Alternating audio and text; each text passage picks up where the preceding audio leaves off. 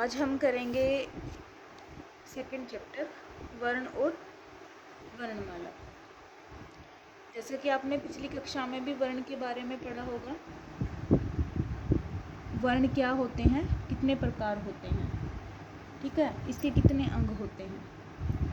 तो वर्ण क्या है कि व्याकरण भाषा के 3 अंगों पर विचार करता है। किस किस अंगों पर? 3 अंगों पर। कौन कौन से? वर्ण विचार, शब्द विचार, वाक्य विचार। यानी ये व्याकरण के 3 अंग होते हैं, इन्हीं पर हमारी सारी ग्रामर टिकी होती है।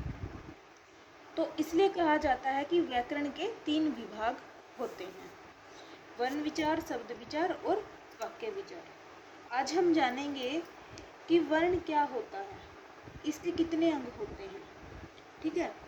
तो वर्ण किसी भाषा के छोटे से छोटे ध्वनि चिन्ह को कहते हैं, छोटे से छोटे ध्वनि चिन्ह को, जिसके टुकड़े नहीं हो सकते। पहले तो क्वेश्चन में ही आंसर है कि जो छोटे से छोटा यानी बिल्कुल सूक्ष्म, आप उसको बिल्कुल एक बार सूक्ष्म मान के चलो कि छोटे से छोटे और जिसके टुकड़े नहीं हो सकते। जब वो पहले ही छोटे से छोटा है तो उसके टुकड़े कैसे हो सकते हैं। यही इन्होंने डेफिनेशन दी है कि वर्ण किसी भाषा के छोटे से छोटे ध्वनि चिन्ह को कहते हैं जिसके टुकड़े नहीं हो सकते। वर्ण को हम अक्षर भी कहते हैं, जैसे अ प्लस सर। तो अ का हमारा अ, इसके आगे अक्षर में अ उपसर्ग है जिसका अर्थ है नहीं, और सर का अर्थ होता है विनाश, यानी जिसका विनाश नहीं हो सकता। विनाश मीन्स जिसके टुकड़े नहीं हो सकते, उसे हम वर्ण या अक्षर कहते हैं। जैसे इन्होंने एक एग्जाम्पल भी दिया हुआ है, आप पिक देख सकते हैं। जैसे ये एप्पल की पिक है, इसमें इन्होंने क्या किया है कि सेब शब्द के टुकड़े हो सकते हैं बिल्कुल। कैसे? स प्लस ए प्लस भ प्लस अ, तो सेब। लेकिन जो ये इन्होंने वर्ण दिए हुए हैं स ए भ अ, इनके और टुकड़े नहीं हो सकते। जो सेब हमारा शब्द है इसके टुकड़े हो सकते हैं, बट जो अलग अलग वर्ण दिए हैं जिनसे मिलकर यह शब्द सेब शब्द बना है, इनके टुकड़े नहीं हो सकते, इन्हें हम वर्ण कहते हैं। आगे देखिए, हर भाषा में कुछ वर्णों का प्रयोग होता है, ऐसे सभी वर्णों के समूह को वर्णमाला कहते हैं। जैसे किसी भाषा में प्रयोग होने वाले वर्णों के क्रमबद्ध समूह को, यानी किसी भाषा में प्रयोग होने वाले वर्णों के क्रमबद्ध समूह वर्णमाला कहते हैं। जैसे कि नीचे इन्होंने एक टेबल दी हुई है, इसमें इन्होंने पहले हिंदी वर्णमाला, पहले स्वर दिए हुए हैं जो हमारे भाषा में, हिंदी भाषा में 11 स्वर होते हैं। फिर इन्होंने व्यंजन की तालिका दी हुई है, जो व्यंजन है।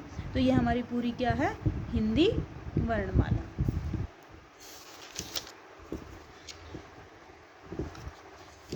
हिंदी वर्णमाला के 2 भाग हैं, जैसे कि मैंने पहले भी बताया कि इन्होंने पहले स्वर दिए हुए थे, फिर व्यंजन दिए हुए थे। तो स्वर किसे कहते हैं? स्वर यानी जिसका स्वम उच्चारण हो, यानी जिन ध्वनियों को बोलते समय हमारी सांस बिना किसी रुकावट के बाहर निकलती है, उन्हें स्वर कहते हैं, ठीक है। यानी जो स्वम बोले जाते हैं, किसी और वर्ण की सहायता नहीं लेनी पड़ती, उन्हें हम स्वर कहते हैं। तो हिंदी की लिपि क्या है? देवनागरी लिपि। देवनागरी लिपि में कितने स्वर है? 11। देखिए कौन कौन से? ए, आ,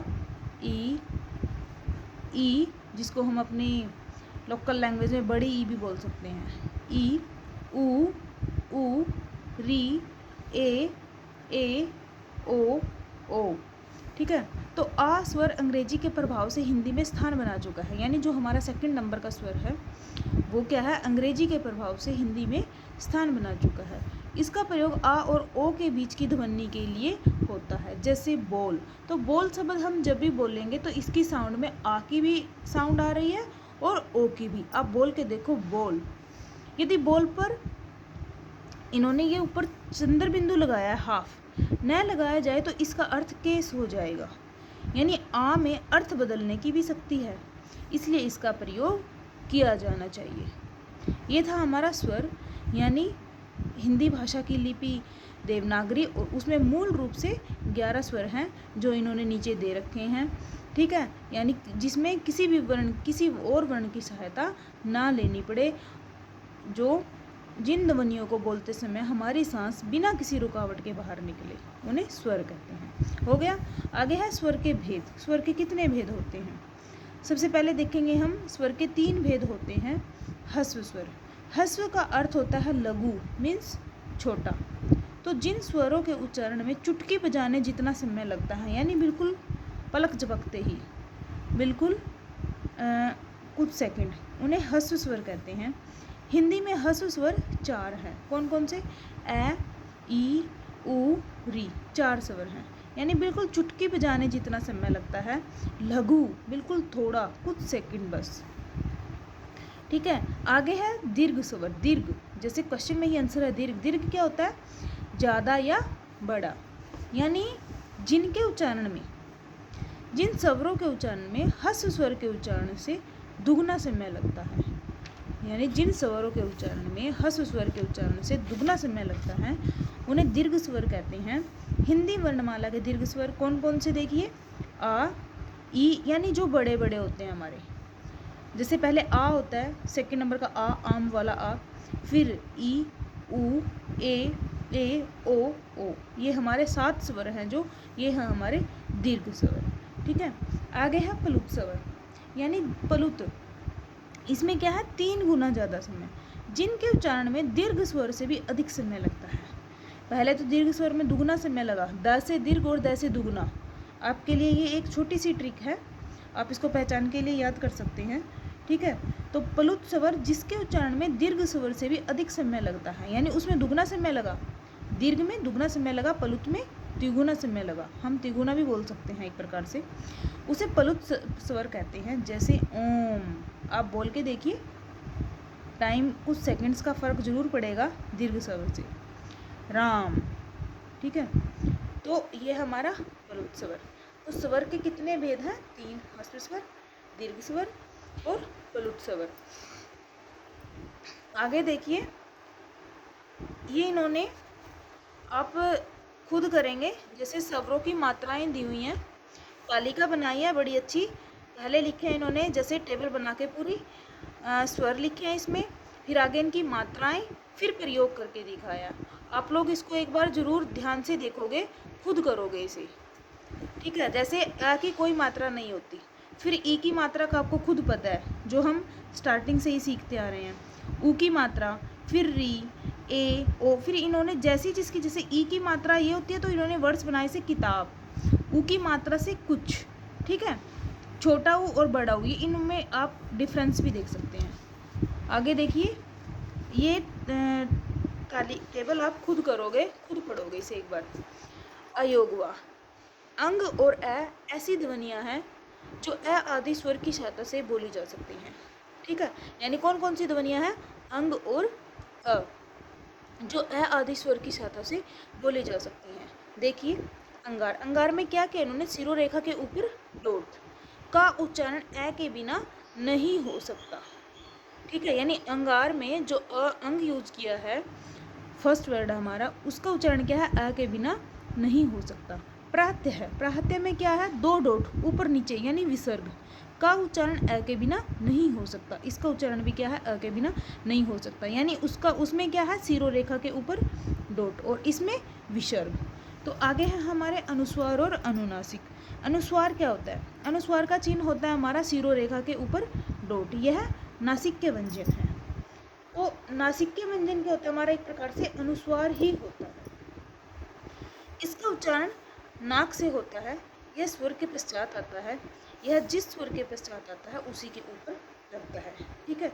इन्होंने इसमें 3-4 बातें बताई हैं कि सबसे पहले इसकी पहचान क्या है, इसका चिन्ह क्या है? सिरो रेखा के ऊपर डॉट, नंबर 1। दूसरा, यह नासिक व्यंजन है, क्योंकि नासिक व्यंजन के स्थान पर ही अनुस्वार यूज होता है। तीसरा, इसका उच्चारण नाक से होता है। चौथा, यह स्वर के पश्चात आता है। ठीक है। और यह जिस स्वर के पश्चात आता है उसी के ऊपर लगता है।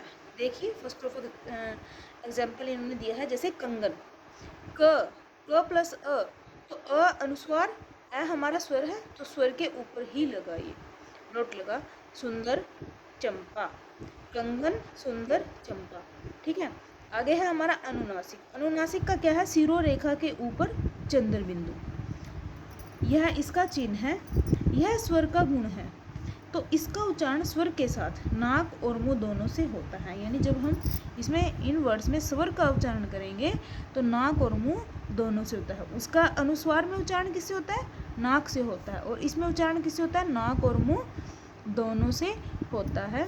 जिन स्वरों के ऊपर किसी स्वर की मात्रा नहीं होती वहाँ यह अपने मूल रूप में लगता है, मीन्स वहाँ यह अपने वास्तविक रूप में लगता है। जैसे चांद है, चांद के ऊपर देखो, यदि हम मान लो अनुनासिक ना लगाएं और कोई मात्रा नहीं है तो चाँद तो कोई शब्द नहीं बना, तो इसका हमें सीधा अपने सीधे रूप में ही पता है कि इसके ऊपर अनुनासिक लगेगा और यह चांद शब्द बनेगा, चांद, कुंवर। जिन स्वरों की मात्रा ऊपर होती है, यानी किसी स्वर में क्या है कि मात्रा ऊपर होती है, वहाँ यह किस रूप में लगता है? शिरोरेखा के ऊपर डॉट, उस रूप में लगता है। जैसे मैं, में, सींच, सोंठ आदि। यानी इन स्वरों में क्या है? इन स्वरों की मात्रा है। लेकिन जिस स्वरों में की मात्रा नहीं होती वहाँ अपने यह क्या है? मूल रूप में लगता है। जैसे कुंवर के ऊपर कोई मात्रा नहीं है तो यह कुंवर, तो थोड़ा बोलने से ही पता चल रहा है कि नाक और मुंह दोनों से आवाज़ आ रही है, कुंवर। ठीक है, तो जिन स्वरों की मात्रा ऊपर होती है, इन स्वरों में क्या मात्रा ऊपर है, तो वहाँ यह किस रूप में लगा? शिरोरेखा के ऊपर डॉट। यदि आप इसके ऊपर डॉट नहीं लगाओगे तो आपका वर्ड ये अशुद्ध माना जाएगा। मान लो मैं को ऐसे लिख दूँ, मैं, ये लिखा मैंने, यदि मैं इसके ऊपर डॉट ना लगाऊं तो ये वर्ड हमारा रॉन्ग है। यदि मैं इसके ऊपर डॉट लगाऊं तो ये वर्ड मेरा राइट है। तो स्टूडेंट्स, ये आज हम हाफ लेसन ही करेंगे। सेकंड लेसन है हमारा वर्ण और वर्णमाला।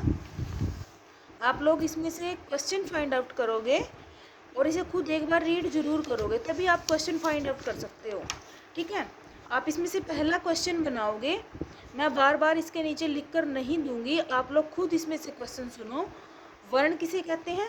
जिसकी definition first of all first page पर दी हुई है इन्होंने। ठीक है, वर्ण किसे कहते हैं। सेकंड हमारा बनेगा वर्णमाला किसे कहते हैं, उसका आंसर ये है। वर्ण किसे कहते हैं, उसकी डेफिनेशन ये है। वर्णमाला किसे कहते हैं, उसका आंसर ये है। आगे है स्वर किसे कहते हैं, इसके कितने भेद होते हैं। तो ये स्वर की डेफिनेशन है और ये स्वर के भेद हैं। कौन कौन से? ह्रस्व स्वर, दीर्घ स्वर और प्लुत स्वर। ठीक है, ये तीनों का आपने इनका लिखना है और दो दो एग्जाम्पल लिखने हैं साथ में। ठीक है, आगे आप लिखोगे अनुस्वार और अनुनासिक। मैं इनको एक पेज पे लिख के आपके पास व्हाट्सअप करती हूँ, आप लोगों को इसमें से ही आंसर फाइंड आउट करने हैं। ठीक है, अनुस्वार और अनुनासिक। जैसे आप इसका क्वेश्चन बनाओगे कि अनुस्वार किसे कहते हैं, उसकी ये डेफिनेशन लिखोगे, उसके बाद अनुनासिक किसे कहते हैं, फिर उसकी ये डेफिनेशन लिखोगे और दो दो एग्जाम्पल साथ में लिखोगे, क्योंकि विदाउट एग्जाम्पल आपकी डेफिनेशन अधूरी मानी जाती है। Okay, thank you.